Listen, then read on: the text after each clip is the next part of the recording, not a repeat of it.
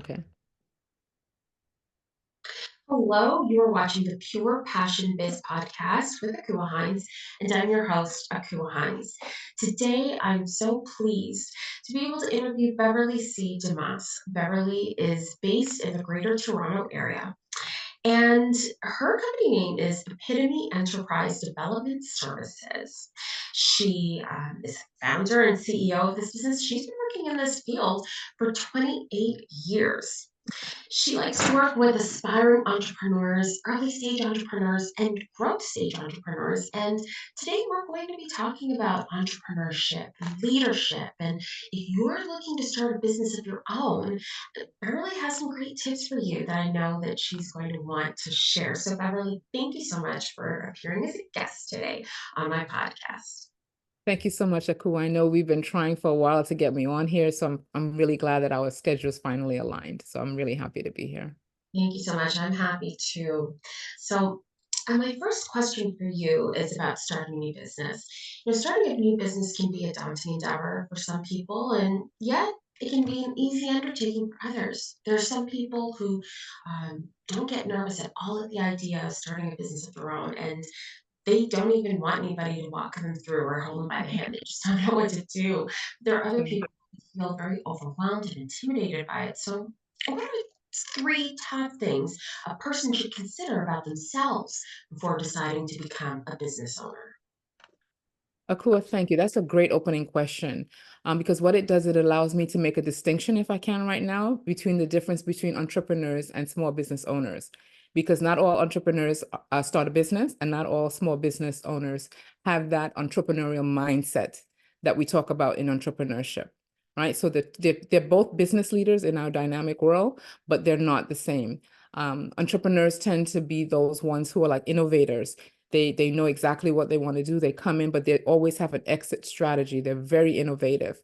Small business owners, on the other hand, they have a good idea, but their mindset is more to stability and to have that business. They may even buy a business, so they're looking for more sustainability and long term. Whereas an entrepreneur really is looking to get in, get out, and just innovate.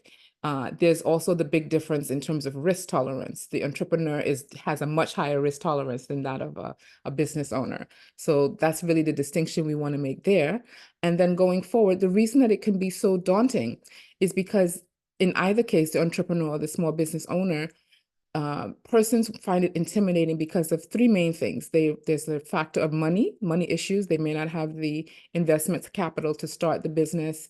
Um, at the beginning, especially, income is not stable, right? It's not like working a 9 to 5 where you know every month or every week the same amount is going to come in. You don't have that stability, that type of confidence there.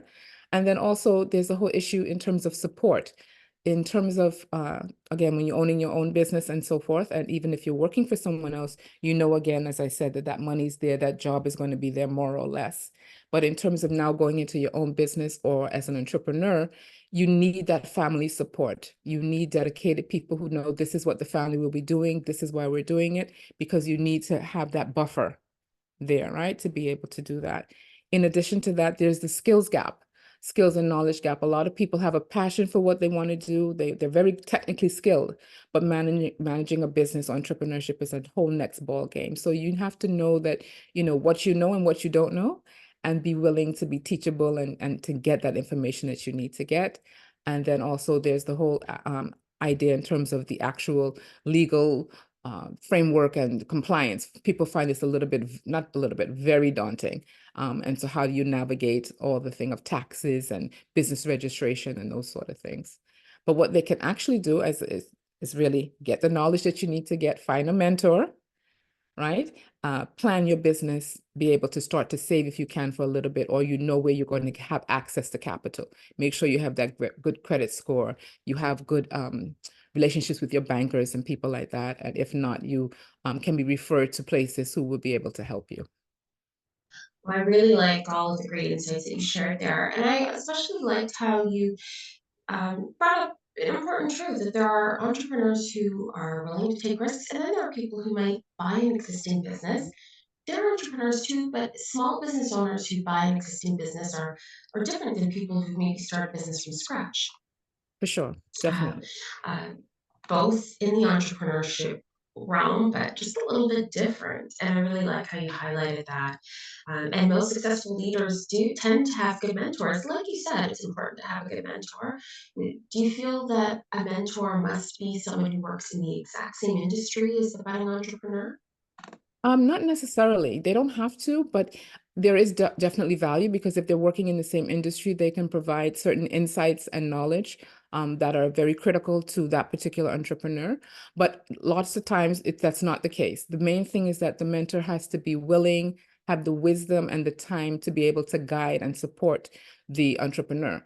In my own case, I can tell you along my journey, I've had a lot of people, a small but a core number of people who have served as mentors, not in a formal capacity. And when I think about it, very few, maybe just about three of them actually had ever operated or owned their own business. They're in fields totally different from my field and so forth, but they just have that wisdom. They've been around, they have the history, they have all those soft skills and other things.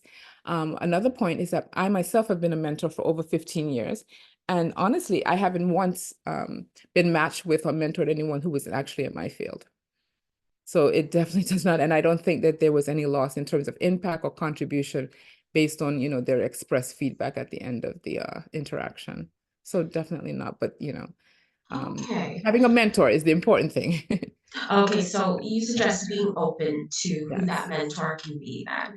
for Doesn't need sure. to be somebody who's doing the exact same thing because people who work in different fields can offer different insights Yes. and different perspectives that that are important to know.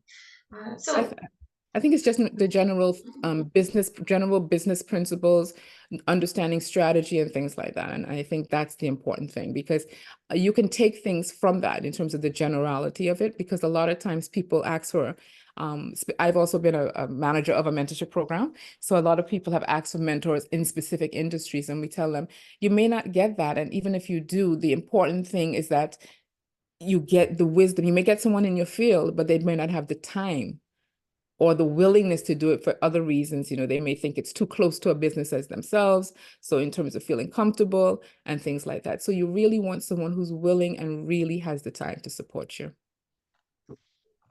wonderful words of wisdom there from you. Absolutely. And I agree. I agree. It is important to, and maybe somebody who's close to retirement is someone who will have that time, or somebody who's made a concerted effort to be a mentor, someone who Very will have true. that time and make that time. So, should a Mhm. new business owner set firm outlines or flexible outlines for achieving their goals for their business? What do you think? I think it's a bit of both. I think especially for small businesses, especially new businesses, they need that structure that comes with setting fixed timelines. But then again, you also need to be able to be flexible and adaptable to unforeseen circumstances and challenges. So I remember in 2020, for example, pivot. That was the big word. Everyone, I think for 2020, between lockdown and pivot, they were in a sort of a neck and neck race for which one would be the word of the year. So again, people had to understand to make changes in terms of how they would be offering their products and services distribution. So you saw a lot of curbside pickup and those sort of things. So people became very, very innovative in terms of how they had to be able to get to and reach their customers. So definitely having the balance between flexibility and the adaptability is what you should have in terms of your timelines. So both. Yes, yes. Very good words of advice. And yes, pivot. I remember seeing that word everywhere online, of course, because it was, there were challenges in terms of networking in person and doing business in person during the year Mhm. 2020. I can hardly believe that 2020 was 4 years ago. Years I ago, have I a know, 4-year I old. know. And And it's yeah, it's it. I mean, because it was it, right? And then hybrid, and this has just become the norm now, right? So we got out of that, but at that point, you didn't think you were ever going to get out of it, and so people had to really make decisions to kind of just keep their business afloat. So that's exactly what was going on. So it's good to be able to have that balance in terms of the structure, especially new businesses need the structure in terms of timelines and what goals they should set and everything. But then they have to be flexible because if it doesn't happen, then what happens? Then they start to lose confidence and things like that. Very true, and even during the year 2020, there were people who started new side businesses, like, creating their own face masks and selling them on the side, and there are people who did very well with that. So what advice do you have for new entrepreneurs who feel frustrated about their business goals not being achieved in the timeframes that they set? Right. Well, I can definitely speak to that because, as I said, as a mentor, I've seen that a lot of times happening with the persons that I've been matched with. They get a bit despondent, they start to lose confidence because what happens is in the mentoring relationship, especially the formal ones, you have this tracking device that you go through, right? So you're putting them on, they put themselves on a schedule because, again, it's their business. We're not running the business for them, we're simply guiding them. So they are the ones that would come up with the goals that they want to achieve and so forth. And you would find that perhaps from month to month or week to week when we've met, they haven't met them. And I'm okay with that. And I try to, in terms of why you didn't meet them and, let's see what happened. But they are feeling totally down. And so I'm saying, okay, what you need to do is we'll break it down even further, break down those goals so that they're bite sized, so that as you achieve that bite sized goal, you're feeling confident. You are feeling more that you're on your way to progress and reward yourself, celebrate those little milestones. So that's one of the things they could do. Secondly, what they can do and what I encourage them to do is to reflect. Again, as I said, what happened here? Was there something that we didn't plan for? Did something come totally out of the blue? And what lessons were learned from that? What can we do now differently? Is there something that we can plan for now that we know that this is something that may reoccur? And then again, I come back to mentorship. Seek guidance, get mentorship, find someone who can help who maybe would have gone down that path. And the same thing would have happened in a different industry or in the same industry and what they did. And see if that is something you would be able to do because you can't take up everything someone has done because, again, their path is not yours. You're in different industries, different personalities. So, along those lines. Mm, Fantastic coaching tips. And what are two tips that you have for marketing a new business online, no matter what type of business it is, whether it's a business that operates strictly online or a business that's in person, but they want to do some online marketing? Okay. This takes me back because when I hear this, and I'm thinking that the response is more in terms of a promotional and advertising, but my brain thinks in terms of marketing, core marketing, which is really looking at who the customer is, right? So regardless if it's online or offline or whatever the business is, once you're a small business, and this is something I speak about very often in seminars and so forth, small businesses cannot compete with big businesses in terms of marketing. They don't have the budget, right? They don't have those resources. What they can do, though, is they can concentrate on the personal experience, improving the customer experience throughout the journey, understanding that customer. Specifically, what they can do if it's online, what they can do is look at the two major ones, I believe, are things like content marketing and social media marketing. And I'll tell you why. They're both very effective and they're both very budget friendly. They don't take a lot of money because of the fact that you're using existing platforms and resources there. So the time and effort, yes, obviously there's a cost to your time and effort, but in terms of financial resources, it's very little because, as I said, the platform's are already there. The other benefit of using content marketing and social media marketing is the fact that you have the potential for long-term customer satisfaction and so forth. And that evergreen type of thing, once it's there, it's there. It doesn't go off the internet, right? It doesn't go off the web. So it's there and you can use it there to continue upgrade and tweak as you go along. And you go along with your customer along with their journey. Wonderful tips. And lastly, what are key strategies that new business owners should use to market their business offline? I like to tell people that they should use every avenue that they can to market and to advertise. So, for instance, when I listen to the radio, I often hear commercials on the radio about television programs that are coming up on TV stations. And then when I watch TV, I often see ads for radio stations, radio hosts. So, they're using the different mediums, right, to promote what they are doing. And that makes sense to me. And so a business that's offline, like for myself, I have my dating websites, right, that I own. I have other businesses as well. And I often give out business cards with the dating site information on there. I'm Now, doing the this. dating sites are, thank you, dating sites are obviously online businesses, but I also use traditional word of mouth referral marketing and business card, brochure, pamphlet marketing to promote the dating sites. And I also use the internet to promote them too. So I'm wondering, Beverly, what two strategies do you think new business owners should use to market their businesses offline? Rewind this and listen to yourself. You just said that you're doing everything that you should be doing. The two main ones really are, as you said, printing material, print, and also traditional ones such as, just depending on the business, especially if it's a service type business or anything, consultants, freelancers, anyone, but any type of business. Don't overlook networking and community involvement. Again, those two, community involvement, networking, as well as the print, budget friendly. And in this case, you are leveraging more your personal connections and physical presence, right? And what you can do is because at that point now, what you're trying to do is you have a captive audience and you're trying to build your personal brand there. That is where your branding, your loyalty branding will come out. And Absolutely. then what you do is you integrate exactly what you've done. But you need both of them. You need a hybrid of the offline and the online. And what they should do is they should be supporting each other. Right. Right. So for example, I've seen what I do sometimes is you start a story offline and then you tell your customers, if you want to hear more, my clients, come over to my website and learn more.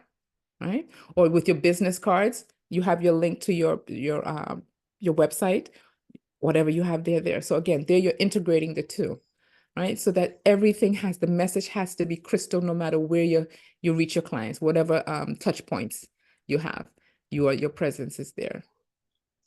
Wow, you have shared so many pearls of wisdom with the viewers. And I want to thank you again, Beverly, for appearing as a guest on the Pure Passion Biz podcast. And everyone who's watching today, you can see Beverly's information in the description box. So if you want to get in touch with her, you'll be able to and access her fabulous wisdom, insight, coaching, and all the services that she offers to entrepreneurs who are either new or well established entrepreneurs. Thank you so much for being on my podcast again, Beverly. Aku, it was truly my pleasure. I'm glad we finally made it.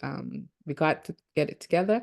And I just want to remind your listeners and the viewers, please, to just don't give up. The race is not for the swift, it's really for those to endure to the end. So remember to know yourself, take that assessment, break down your goals, find a mentor, leverage both offline and online platforms in terms of your marketing, and you'll be fine. Just be resilient and you can get through this. Thank Wonderful. you. Thank you so much. Oh, thank you. Have a great Thank day, you as well. everyone. You too. Thank you, Beverly. Bye. Bye.